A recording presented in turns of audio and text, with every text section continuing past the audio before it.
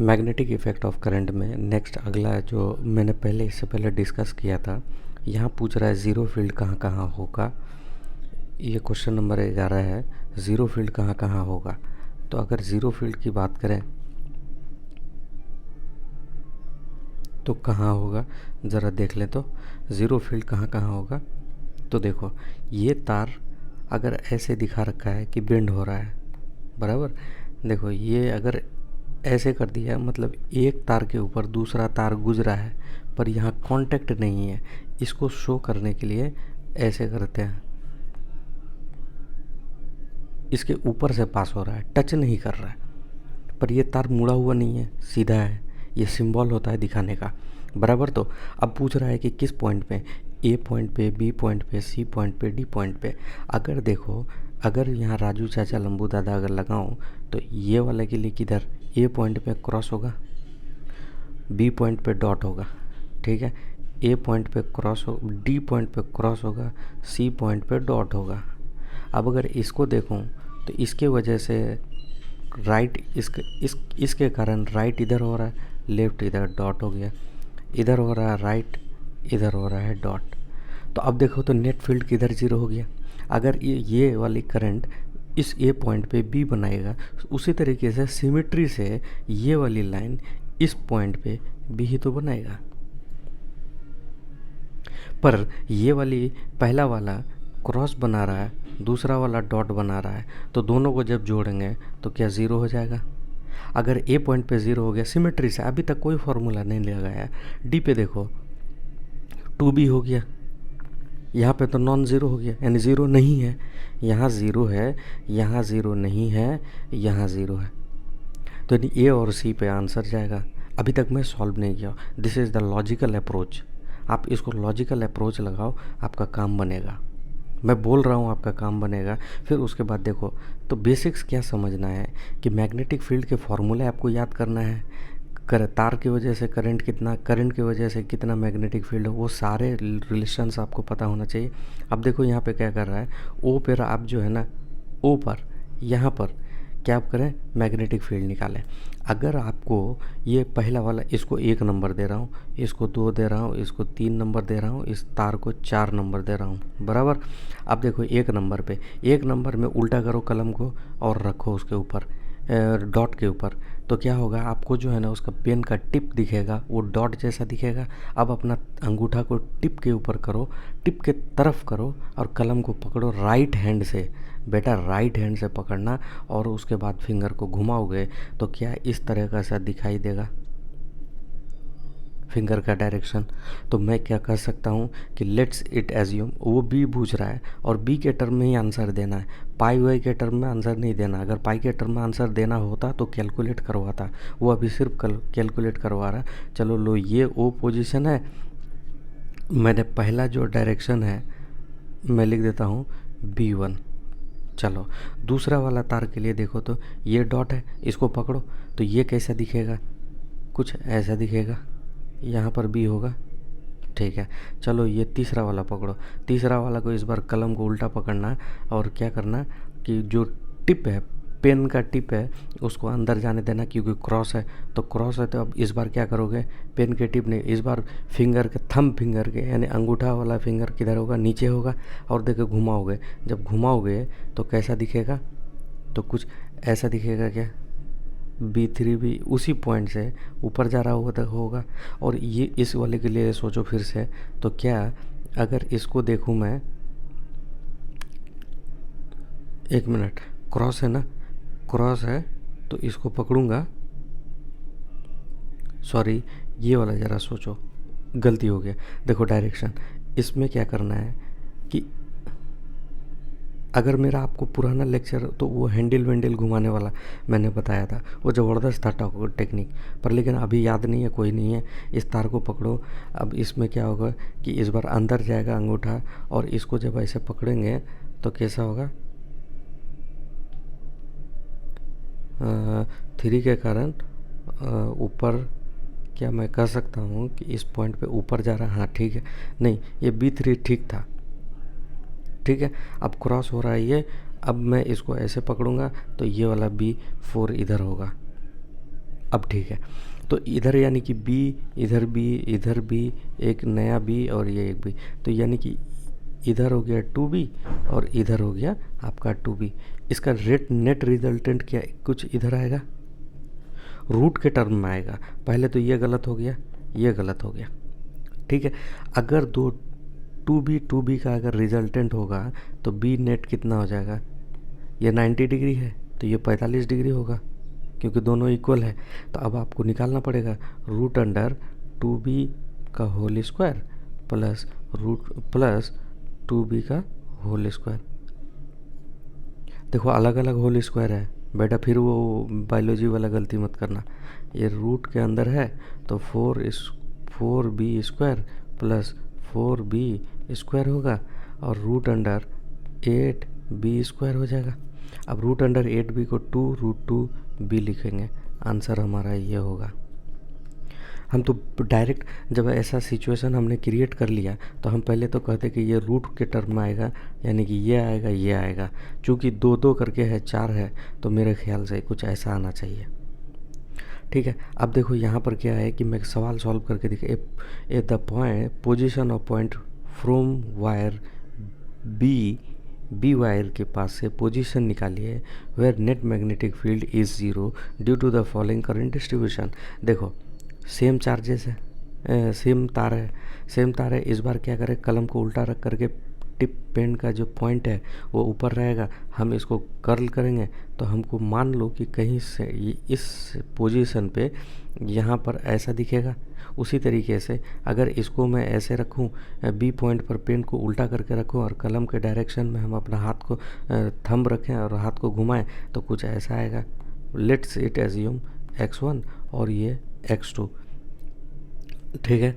अब अगर मैं फॉर्मूला लगाऊं, एक इन्फिनाइट तार है, ये इन्फिनाइट तार है तो क्या होगा, mu naught I upon 2πd होता है, mu naught I upon 2πd B बराबर। और जो देखो क्योंकि ए के कारण ऊपर और बी के कारण नीचे, नेट फील्ड कितना होगा 0, तो plus mu naught I upon 2π x2 बराबर 0 करेंगे, यहाँ पर x1 कर लो। अब दोनों को सम करो, mu naught I upon 2π common ले लो, 1/x1 प्लस 1/x2 करोगे, हमको पता करना है। चलो ये मैं डिलीट कर रहा हूँ, ये सब मैं कैलकुलेशन में पता नहीं क्यों पढ़ रहा हूँ, मैं तो लॉजिकल अप्रोच बताना चाह रहा था। आप थोड़ा करके देखना, फॉर्मूला बराबर लगाना मेरे दोस्त, फॉर्मूला अगर याद है ना तो काम बनेगा। चलो ठीक है। अब देखो यहाँ पर मुझे क्या निकालना है, x 0 करना है, बराबर 0 कर दिया। अब क्या है कि ये टर्म पूरा 0 हो गया उधर जा कर के, हाँ, तो 1/x1 प्लस 1/x2 बराबर 0, तो 1/x1 बराबर एक काम करो एलसीएम ले लो, एलसीएम ले लोगे तो क्या हो जाएगा, 1/ ऐसा होगा ना, एलसीएम ले लेता हूँ तो x1 x2 एलसीएम ले लिया, दोनों को मल्टीप्लाई करके यहाँ पर क्या हो जाएगा, x2, देखो हम एलसीएम ले करके डायरेक्ट लिख रहा हूँ, आप इसको सॉल्व कर लेना एलसीएम ले करके, ठीक है। हम डायरेक्ट कर रहे हैं, ठीक। तो देखो 1/x1 बराबर क्या लिख सकता हूँ, -1/x2। अगर ऐसा लिख रहा हूँ तो मैं ऐसा कर सकता हूँ कि 1/x1 नहीं एलसीएम ही ले लेते हैं तो अच्छा रहेगा, क्योंकि वो वैल्यू के टर्म में डायरेक्ट लिख रखा है।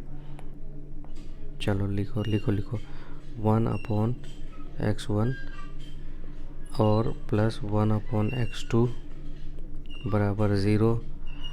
तो अगर मैंने एलसीएम ले लिया x1 और x2, तो इसमें x1 है तो यहाँ पर हमको x2 और यहाँ x2 से मल्टीप्लाई करना पड़ेगा, यहाँ आप अपने तरीके से करना, मैं अपने तरीके से कर रहा हूँ, ये एक मेथड है। तो हो जाएगा यहाँ पर x2, ठीक है। तो x2 प्लस, देखो ना बेस दोनों का सेम करना है, तो x2 प्लस x1, ठीक, बटे x2 बराबर 0। ये x1 इधर जाकर 0 हो जाएगा। x1 प्लस x2 बराबर 0, x1 प्लस x2 बराबर 0 हो गया। और x1 प्लस x2 कितना है, 6 सेंटीमीटर। तो मैं निकालना क्या चाह रहा था, बिल्कुल होगा, 0 हो जाएगा, क्योंकि मेरा नॉनसेंस बात ही था, I1 I2 गलत डिफरेंट था बेटा, ठीक है ना, इसीलिए गलत आ रहा है। ठीक, चलो ये एक अलग बात थी। आप इसको सॉल्व करके देखना कि कहाँ पर हो रहा है। फॉर्मूला लगाने में सिखा दिया, कैसे लगाओगे, कि जब सवाल सॉल्व करते हैं तो ये भी देखना होता है कि भैया हम कर क्या रहे हैं। ठीक, ये मैंने पॉलीगॉन के लिए बता दिया था, mu not an i upon 2r। ये फार्मूला आपको सर्कुलर के लिए याद रखना पड़ेगा। 360 डिग्री पर अगर mu naught I upon 2r होता है, 2r होता है, mu naught I upon 2 pi D क्यों नहीं हुआ, क्योंकि देखो इंटीग्रेट किया कहाँ से, इतना सा लिखते तार तो क्या होता है, सीधा मानते mu naught I upon 2 pi D यहाँ लगाते, और mu naught I upon 2 pi D के जगह पे इंटीग्रेट करते 2 पाई आर रखते, पाई से पाई चटक जाएगा, इसलिए फाइनल फार्मूला डायरेक्ट लिखा हुआ है।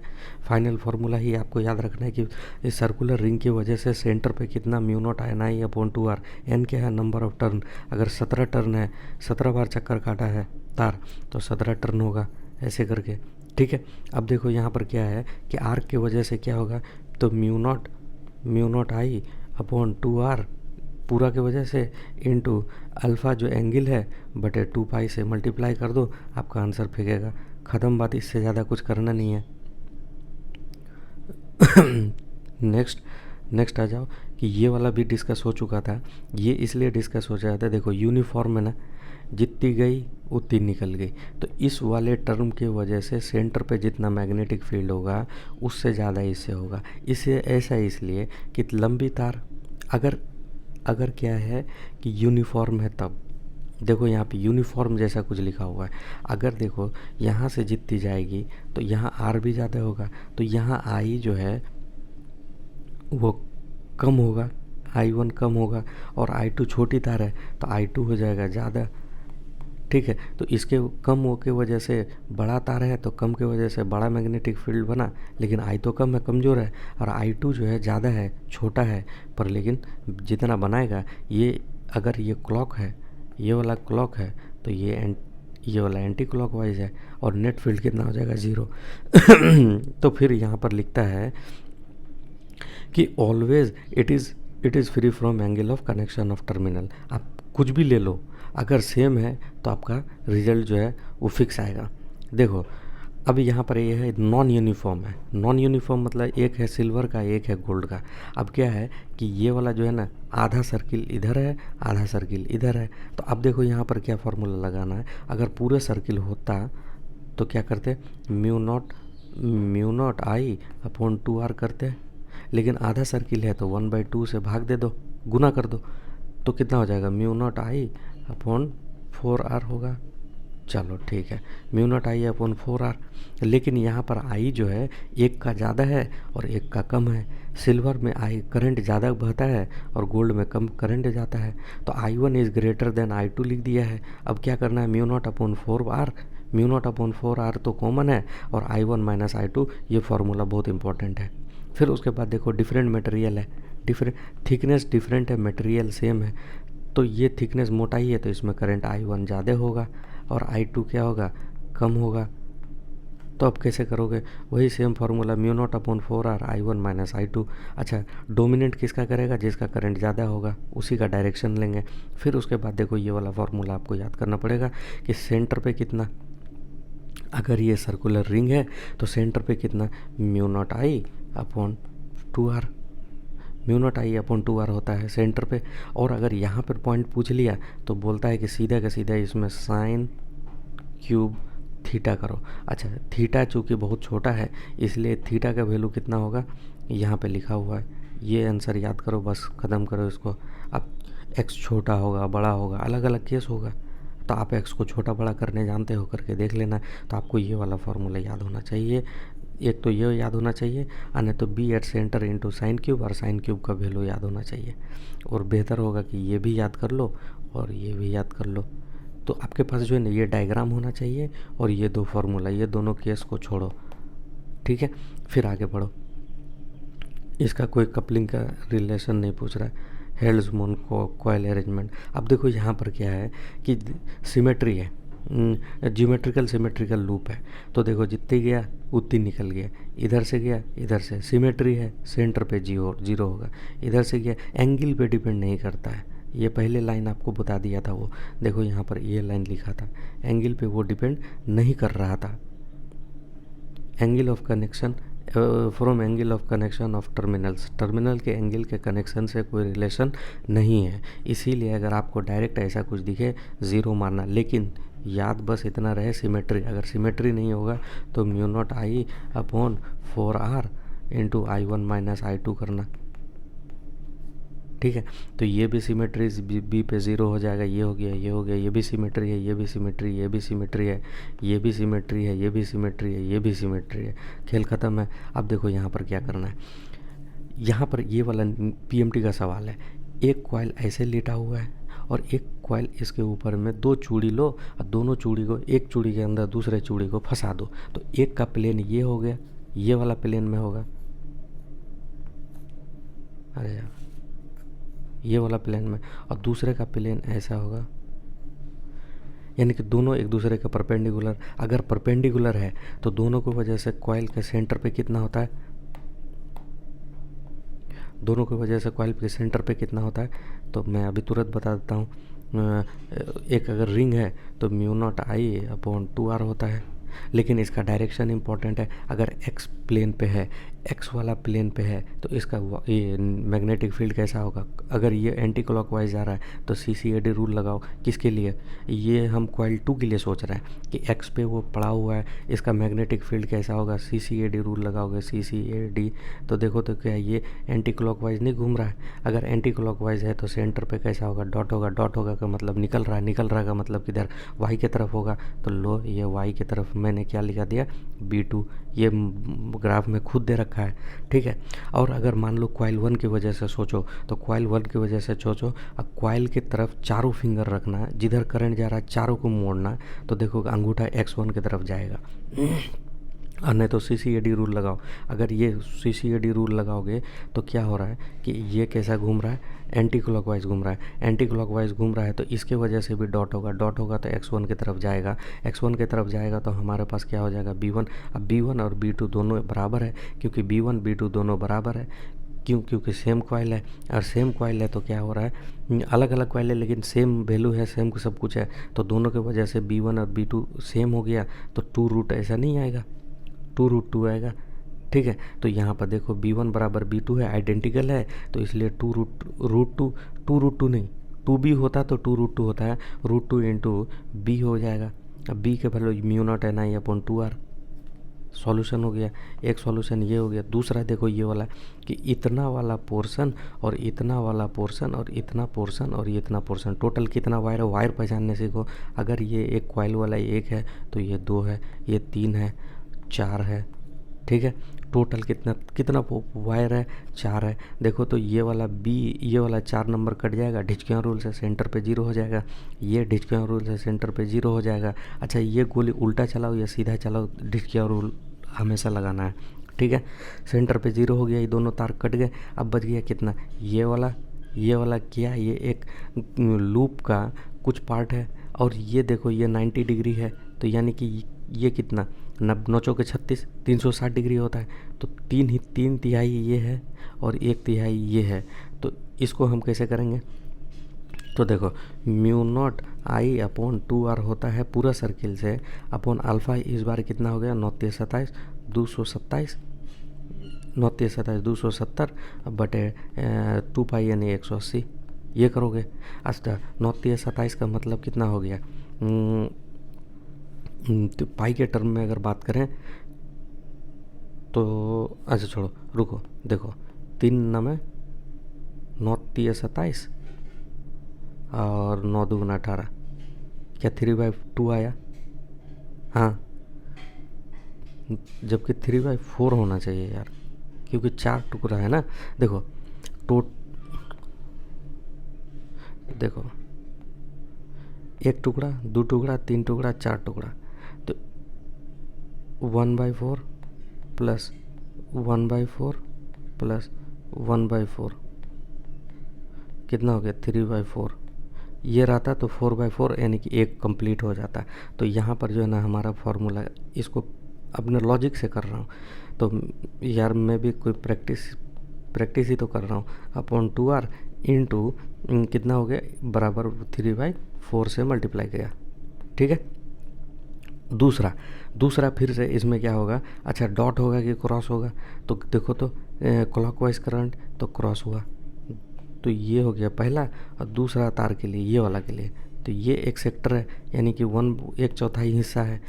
तो इसका रेडियस कितना है, बी दे रखा है, ये ले लो बी। तो μ0I/2b, ठीक, μ0I/2b, और ये हो गया। ठीक। और यहाँ पर क्या हमने 2r के जगह पे 2a लिखना पड़ेगा। तो अब दोनों को जोड़ देंगे क्योंकि दोनों का डायरेक्शन सेम। तो देखो यहाँ जोड़ करके लिखा है वह 3/4 μ0I/2r यानी 2a, 1/4 μ0I/2b। फाइनली ये आंसर आ गया। ठीक है, समझ में आ रहा है बेसिक क्या कैसे करना है। अब मैं इनको जो है लॉजिकल अप्रोच के थ्रू कर रहा हूँ। यहाँ पर थोड़ा सा एक डिफरेंट क्वेश्चन है, इनको आपको ट्राई करना चाहिए। देखो कैसे कर रहा है। ये वाला एक स्ट्रेट लाइन है, अगर स्ट्रेट लाइन है तो ये वाला फिक्स है, यहाँ फिक्स है। अगर ऐसा है तो यहाँ पर फॉर्मूला क्या लगेगा, देखो एकदम पहला बेसिक पे आ जाओ कि दो फिक्स्ड लाइन के बीच का कितना होता है। तो फॉर्मूला पहले आप यहाँ से मैच करोगे, बार बार याद करोगे। दो फिक्स्ड पोजीशन के बीच में कितना होता है, magnetic field due to finite length, ये ऐसा है। मान लो कि यहाँ है, कोई बात नहीं है, तो थीटा के टर्म में हम लिख लेंगे। तो ये वाला फार्मूला लगाओगे, μ0I/4πd sin θ1 plus sin θ2, μ0I/4πd sin θ1 upon sin θ2, this is the formula. अब यहाँ पर फार्मूला लगाओगे आंसर पाओगे, लेकिन एक का लगाओगे, फिर उसके बाद जो है ना वो कुछ आधा पार्ट सर्कुलर है तो उसको भी लगाना है। तो हम अभी सॉल्व करने नहीं जा रहे हैं उसको। ठीक, ये वाला ज़रा समझो ये क्या है। देखो ये अगर तुम्हारा कॉपी है ना, मान लो कॉपी है, इसको खड़ा करके खोलो, बराबर। एक चूड़ी तुम्हारा, देखो एक पेज खुला हुआ है नीचे, एक पेज तुम्हारा खड़ा है। जो नीचे देखो, एक तो तुम्हारा कॉपी में ये गोल वाला है, बराबर, ऐसा समझो। नहीं तो ऐसा समझो कि देखो जैसे तुम्हारा कॉपी ऐसे खुला हुआ है, बराबर। अब क्या करा उसने कि देखो ना कैसे कर रहा है। A long wire bent as shown in the figure, current carries if radius of the semi circular portion a, then find the magnetic induction. देखो क्या किया कि लाया वो, देखो तुम्हारा कॉपी है ऐसा वाला प्लेन में और वो खड़ा है ऐसे करके, बराबर। तो यहाँ से तार लाया और ऊपर वाला में क्या किया, ऐसे घुमा दिया। फोटो ऐसा ही है। चूड़ी रख के देखना एक पैर में, और दूसरा पैर में जो है ना उसका लाइन खींच देना। आधा चूड़ी रखो और दूसरा पेज में जो है उसका लंबा लंबा लाइन खींचो। तो देखो ये वाई और जेड प्लेन है। अगर ये वाई और जेड प्लेन है तो इसका मैग्नेटिक फील्ड इस वायर की वजह से कितना होगा, तो इसका क्लॉकवाइज। तो ए पॉइंट पे 1 नंबर, 2 नंबर, 3 नंबर, ठीक है। तो 1 नंबर तार की वजह से इस पॉइंट में CCAD के अकॉर्डिंग डॉट हुआ, और डॉट किधर हुआ, x अगर इधर है तो -x की तरफ हो रहा है क्या, पीछे तरफ। तो माइनस मान लो कि -I। अभी देखो सिर्फ डायरेक्शन निकाल रहा है दूसरा, क्योंकि वो डायरेक्शन के फॉर्मेट में पूछा था नीट वालों ने, ठीक है। अब देखो दूसरा क्या है कि ये इनफाइनाइट है, यहाँ आगे फिक्स हो गया। तो फॉर्मूला होता है μ0I/4π sin θ1 plus sin θ2। sin θ1 यहाँ पर क्या हो जाएगा 0, 90 डिग्री, और एक हो जाएगा 0, 90 माने 1 यानी कि 1 से मल्टी, तो 4π इंटू ये वाला पोर्शन दूरी a, 4π a, यही तो फार्मूला लगेगा। देखो ये वाला, और ऐसा कितना है तो 2 है, और इनके डायरेक्शन इधर वाला देखो इधर जा रहा है, तो इसका डायरेक्शन किधर होगा, तो आप वही RCLD, राजू चाचा से लंबू दादा, तो पॉइंट ए पे क्या होगा, क्रॉस, इधर क्रॉस, तो पॉइंट ए पे क्रॉस का मतलब किधर हो गया, -z। तो चलो ये हो गया बी, फ्रेश लिख रहा हूँ,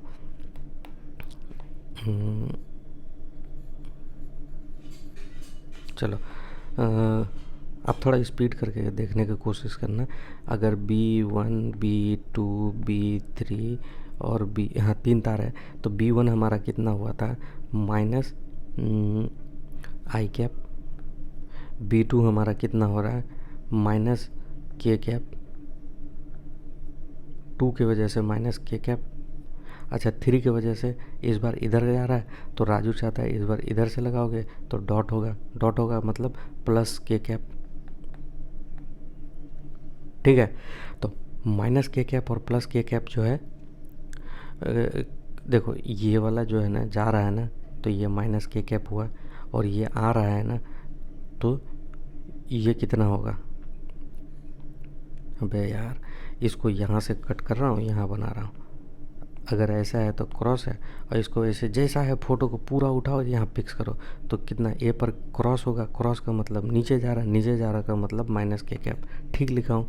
अच्छा ये वाला लाइन को मैं ऐसे निकाल रहा हूँ, और इस बार राजू चाचा लंबू दादा अगर लगाता हूँ, तो इसके राइट पे क्रॉस और लेफ्ट पे डॉट।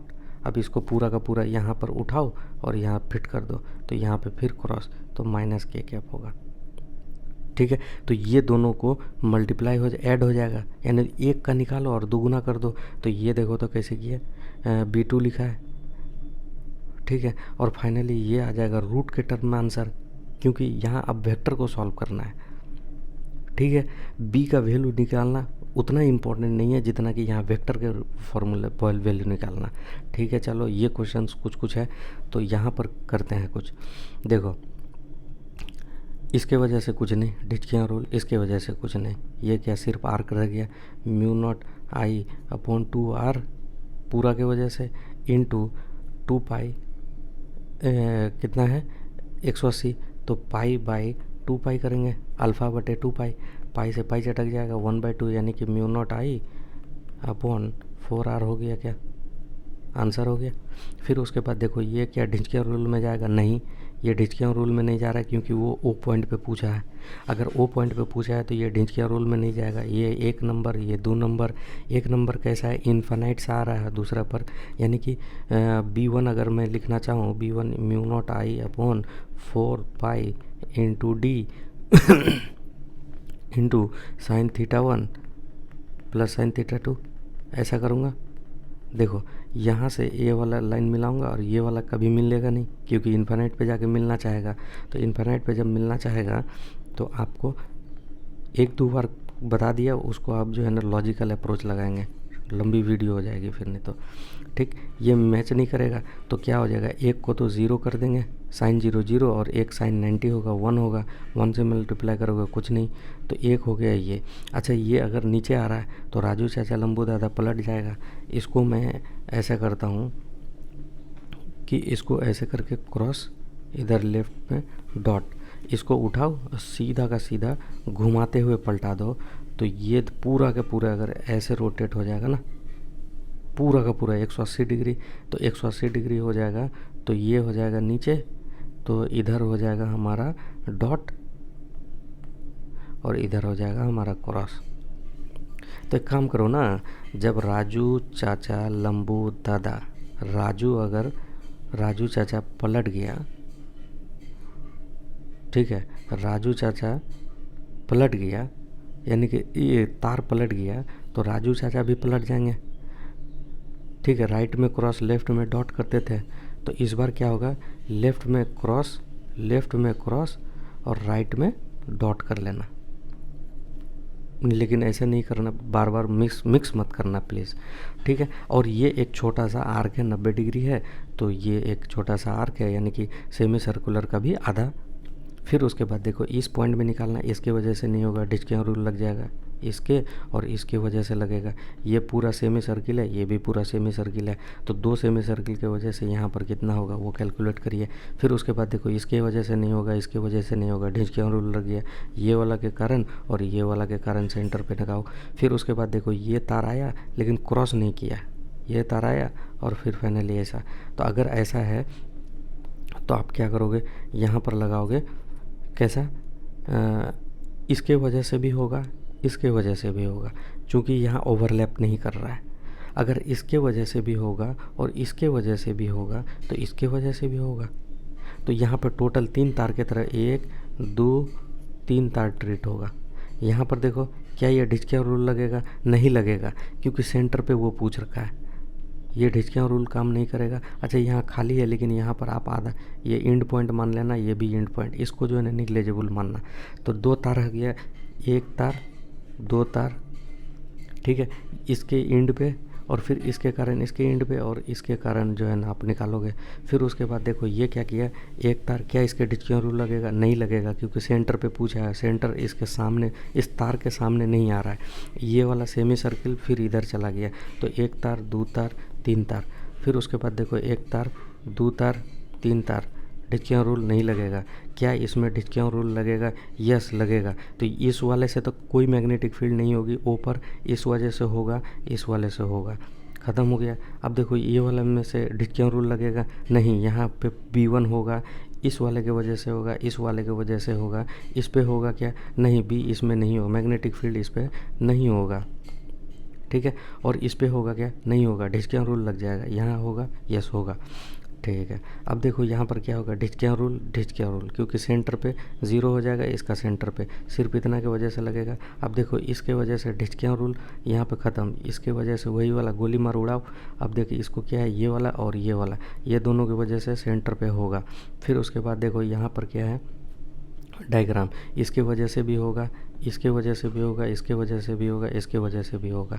देखो यहाँ पर क्या है, जितना आया उतना चला गया, अगर चला गया तो क्या होगा। लेकिन यहाँ पर क्या कह रहा है, figure shows a circular loop of radius r resistance ABC 5 ohm और ADC। देखो रेसिस्टेंस अगर डिफरेंट हो गया तो काम खल्लास, नहीं होगा, तो करंट निकालना पड़ेगा, करंट निकालोगे लूप के वजह से। अब उसके बाद सॉल्व करना। अब देखो एम्पियर सर्किटल लॉ कैसा होता है, जैसा कि तुमने गॉस लॉ पढ़ा था, उसी तरीके से एम्पियर लॉ पढ़ोगे। और एम्पियर लॉ में क्या होगा, गॉस लॉ में तुमने क्या किया था, गॉसियन सरफेस बनाया था, उसके अंदर में सारे करंट को रखा था। तो उसी तरीके से जैसे कि phi flux is equal to, आपने वहाँ गॉस थ्योरम में Q इनक्लोज्ड, यानी अंदर कितना आया चार्ज, क्यों enclosed charge upon epsilon not से मल्टीप्लाई करते थे, डिवाइड करते थे, तो आपको क्या देता था, फ्लक्स देता था। उसी तरीके से मैथमेटिकली यहाँ पर क्या होगा कि B.dl यानी फ्लक्स, कौन सा फ्लक्स, यहाँ मैग्नेटिक फ्लक्स होगा, ठीक है, म्यू नॉट एप्सिलॉन आई, यहाँ पे म्यू नॉट सिग्मा आई होगा। सिग्मा क्या है, summation of all charges current तार, ठीक। उसी तरीके है। अब देखो यहाँ क्या है, magnetic field due to infinite long thing current carrying conductor. ये सब सवाल आते हैं दोस्त, ये फालतू नहीं लिखा हुआ है। देखो क्या है कि ये तो डेरिवेशन है, ठीक है, यहाँ आ जाओ, ये बहुत इंपॉर्टेंट है। ये इंपॉर्टेंट इसलिए है कि एक तार है, सॉलिड तार है, भरा हुआ तार है। अब उसके पॉइंट 1 पर करंट पूछा है, ये मैग्नेटिक फील्ड पॉइंट 2 पर, पॉइंट 3 पर। पॉइंट 3 पर क्या होता है, एक सीधा तार इन्फिनिट लॉन्ग है, तो पॉइंट 3 पर mu naught I upon 2πd, सीधा लगाओ आंसर पाओ। तो 3 का तो आंसर आसान है, mu naught I upon 2πd।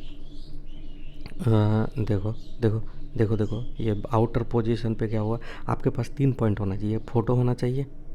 पहला लिखोगे B at 1 position, 2 position, 3 position, B सबके पास लिख दोगे। 1 पोजीशन पे कितना होगा, तो देखो ये वाला अंदर में है तो कुछ मास होगा, कुछ तार का हिस्सा होगा, टुकड़ा होगा। देखो इस पोजीशन पे कुछ माल होगा, तो यहाँ भी कुछ करंट होगा। अगर यहाँ पर कुछ करंट है तो आपको उस करंट के फॉर्मेट में लिखना पड़ेगा। अगर देखो πr² पूरा है, ये πr² है, तो क्या है कि 1/πr² इंटू πr², ये यूनिटरी मेथड लगा दिया, क्योंकि πr² एरिया में करंट आई है, तो छोटा सा जो πr² लिया है उसमें कितना करंट होगा, वो एक एक नियम लगाएंगे तो नेट हमारा बनता है IR² / R²। इसको बार बार रटना मेरे दोस्त, क्योंकि लॉजिक आपको हम समझा दिए हैं, डेरिवेशन आप देख लो आप कैसे करोगे, लेकिन अगर आपको याद रहेगा ना चीज़ें तो आप बैठा पाओगे जल्दी जल्दी। 2 4 5 बार ही तो रीड करना है यार, याद तो हो ही जाता है।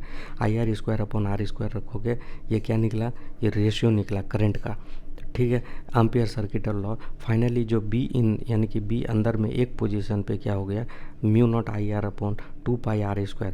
क्या आप वो वाला याद है, GMR/, एक R³ वाला फार्मूला याद है क्या? उसी तरीके से तो देखो, मुझे खुद फार्मूला याद नहीं है, अगर याद रहता तो हम यहाँ पे पटाख से बोल पाते हैं, ठीक है। वो वाला उस वही फॉर्मेट में तो आ रहा है कि अंदर में कितना होगा, भरा हुआ है तो ये फार्मूला होगा और यही होगा, इसको याद रखना, ठीक है। बी इनक्लोज्ड हो गया। अब मेरे को दूसरा पर सरफेस पे क्या होगा, μ0I/4, 2πr लिखे थे ना, यहाँ आर की जगह बैठ बराबर हो गया, समझ गए। अब इसका ग्राफ कैसा होगा, देखो आर के डायरेक्टली यहाँ तक प्रोपोर्शनल है, क्योंकि ये फार्मूला में आर ऊपर आ रहा है, स्मॉल आर, तो देखो तो छोटा आर के करस्पॉन्डिंग यहाँ कैपिटल आर, और फिर ऐसे घटेगा। ये जस्ट उसी के माफिक है जो तुमने वहाँ पढ़ा था ग्रेविटेशन में। ग्रेविटेशन में ग्राफ सिर्फ उल्टा होता है, यहाँ क्या हो रहा है, ग्राफ सीधा रहेगा, ठीक। ये जस्ट वही है, electric field in a conductor, solid conductor, hollow conductor वाला केस है। फिर उसके बाद देखो होलो अगर है तो एक पॉइंट पे क्या होगा, B@.10 होगा, क्योंकि अंदर में कोई मटेरियल ही नहीं है तो कोई चार्ज भी नहीं है, कोई चार्ज नहीं है तो कोई करंट नहीं है, कोई करंट नहीं है तो मैग्नेटिक फील्ड क्या होगा, खाक होगा अंदर में, सारा का सारा तो सरफेस पे है। तो B 1 पोजीशन पे 0 हो गया। तो 4 A point distance R such that A, R और B, A B अच्छा अंदरूनी पॉइंट है, अंदरूनी पॉइंट है तो क्या हो गया कि B@.2 मतलब सरफेस, सरफेस पे कितना होगा, जो पहले हुआ था वही सरफेस पे होगा। ये ऐसा क्यों लिखा, इसको गोली मारो। B@OS मतलब क्या लिख रहा है यार, आउटर सरफेस। अच्छा आउटर सरफेस μ0I/2πb, ये B क्यों लिखा, μ0I/2πd वाला फार्मूला ही तो है। सरफेस पे और आउटर पे तो दोनों केस में सेम होगा, तो इसके ज़्यादा और दिमाग नहीं लगाना है। Magnetic field eight a specific position, देख बेटा ये सवाल नीट में आया हुआ है, इसको इग्नोर नहीं कर सकते हैं, इसको फार्मूला के तौर पे लिखो और याद करो। और हम कहते हैं कि ये जहाँ पर, जैसे कि तुम इसको यहाँ मत लिखो, तुम इसको वहाँ लिखो, जैसे मैग्नेटिक फील्ड ये करंट इलेक्ट्रोस्टैट में जो लिखे थे कि होलो कंडक्टर है, सॉलिड कंडक्टर है, वहीं पर बी का फॉर्मूला डायरेक्ट लिखो ना, कंपेरेबल हो जाएगा, याद हो जाएगा। हमने तो वही कर रखा है। तो होलो हो गया, देखो ये क्या है, थिन होलो सिलेंड्रिकल कंडक्टर अगर है तो ऐसा दिखेगा। अब इसका ग्राफ देखो, बीच में 0.0 पर तो कुछ नहीं मैग्नेटिक फील्ड था, 1 पे भी कुछ नहीं था, सीधे 2 पर आएगा, 2 पर ये हो रहा। अब यहाँ से जा कर के 1/r के रेस्पेक्ट में घटता है, यही तो कह रहा है, ग्राफ लिख लेना। उसके बाद फिर ये वाला एक क्वेश्चन करके दिया है, ये क्वेश्चन आप करके देखो, क्योंकि PMT वालों ने साले ने पूछ रखा है एक बार। अब देखो यहाँ सोलेनॉइड है, सोलेनॉइड किसको कहते हैं, एक तार लो, सीधा घुमाते जाओ गोल गोल गोल गोल, मतलब देखो एक बेलना लो, बेलन को पकड़ो, बेलन के ऊपर तार को लपेटते जाओ, चढ़ाना नहीं एक दूसरे के ऊपर, लंबा करके, और जो वो कॉइल तुमको मिलेगा स्प्रिंग जैसा, वही तुम्हारा सोलेनॉइड है। सिंपल लाइन है और कुछ नहीं है इसमें, ठीक। तो ये इधर से तार निकला हुआ, इधर से तार निकला हुआ, तो इसको दिखाने का तरीका है कि इधर से घुस रहा है, इधर से निकल रहा है, इधर से घुस रहा है, इधर से निकल रहा है। अब देखो क्या पूछेगा, पूछा कहाँ है मैग्नेटिक फील्ड। अब ये डेरिवेशन सिर्फ बोर्ड के लिए था, हमको लेना देना नहीं है। अगर पॉइंट P पे पूछा है, ये अगर थीटा है और ये यहाँ से यहाँ θ2 है, तो हमारा final formula BP = μ0NI/2। n क्या है, स्मॉल, देखो ये स्मॉल n है, स्मॉल n मतलब टोटल नंबर ऑफ टर्न बटे टोटल लेंथ है किसका, ये लंबाई सोलेनॉइड का।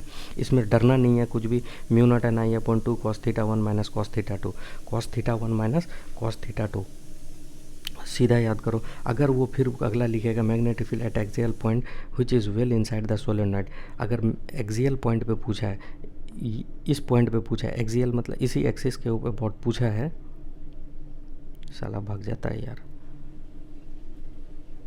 इसी पॉइंट पे पूछा है वो एक्सियल पॉइंट है ना, एक्सियल पॉइंट है, सीधा लगाओगे म्यू नॉट एन आई। अभी ये थीटा छोटा हो रखा है इसलिए, नहीं थीटा का वैल्यू देखो कॉस थीटा 0 और माइनस कॉस 180 डिग्री। ये देखो एक लाइन को इसी लाइन पे किया तो इसका मतलब थीटा जो है इसी लाइन पे हमारा पॉइंट है, तो ये बहुत लंबा अगर आपका होगा तो ये भी 0 हो जाएगा और ये यहाँ से यहाँ, तो ये 180 डिग्री हो जाएगा। वही तो किया है वो, mu not an I formula आ गया। फिर उसके बाद क्या कहता है, magnetic field at both axial end of the solenoid, यानी इस पोजीशन पे पूछ रखा है, सीधा का सीधा mu not an I by 2 होगा। म्यू नॉट एन आई, अच्छा म्यू नॉट एन आई किस में, एक्सियल पॉइंट किसी भी पॉइंट पे, क्योंकि ये सोलेनॉइड लंबा है इसलिए तुम्हारा एक्सियल पॉइंट पे क्या आया ये, और टर्मिनल एक्सियल हो लेकिन एंड पॉइंट पे उसका आधा होगा। देख लो, बस फार्मूला लगाओ आंसर पाओ। Mu not an i B is equal to mu not i toroid के केस में, और ये एन आई हो गया। इसके अलावा मीन रेडियस अगर पूछ ले कभी तो देखो मीन रेडियस मतलब R1 और R2, देखो R1 R2 बाई 2 रेशियो, ये क्या कहते हैं एवरेज ले लिया। अब देखो मैक्सवेल सोलेनॉइड का रूल है कि देखो मैक्सवेल सोलेनॉइड का रूल क्या कहता है कि जिधर तार जा रहा है, देखो जिधर तार जा रहा है उसी के करंट के डायरेक्शन में तुम ये मोड़ो, चारों फिंगर को उसी के डायरेक्शन में रखो, और जो तुम्हारा थंब होगा वो मैग्नेटिक, जैसे ये वाला के सामने में चारों फिंगर तुम्हारा इस सामने में, थंब किधर आ रहा है ऑटोमेटिकली इधर आएगा, इधर आएगा तो तुम्हारा जो है मैग्नेटिक फील्ड इधर आएगा। फिर अगला पार्टी के लिए क्या होगा, इधर तुम्हारा चारों फिंगर जाएगा, थंब इधर आएगा, इधर आएगा, इधर आएगा, इधर जाएगा थंब और ये चारों फिंगर और इधर, तो नेट मैग्नेटिक फील्ड देखो ना इधर आ गया बहुत ज़्यादा इधर आ गया। तो यानी कि तुम तार को लपेट दोगे बहुत ज़्यादा और यहाँ पर बैटरी लगा दोगे तो तुमने क्या एक के वजह से नहीं, ढेर सारा के वजह से यहाँ से ढेर सारा मैग्नेटिक फील्ड ले लिया। बस इसका यही कॉन्सेप्ट है। अब अगर देखो अंदर से, तो अंदर से तो तुम्हारा तार क्या, चारों उंगली अंदर से लो तो तुम्हारा इस बार जो है ना अंगूठा इधर जाएगा, इधर जाएगा, तो नेट मैग्नेटिक फील्ड सब तार की वजह से बहुत ज़्यादा होता जाएगा। बहुत ज़्यादा जब होता जाएगा तो तुम्हारा ये हो गया आंसर।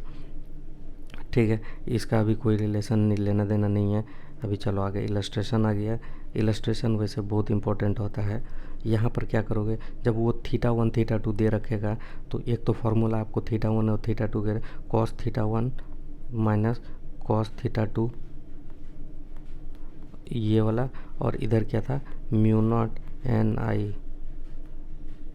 देखो यही तो फार्मूला था, mu not an I mu not an I by 2 into cos θ1 minus cos θ2, mu not an I by 2 into cos θ1 minus cos θ2।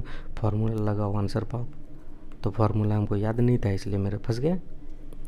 ठीक है, उसके बाद देखो ये कपलिंग है क्या, चलो यहाँ देखो motion of charge particle charge in a magnetic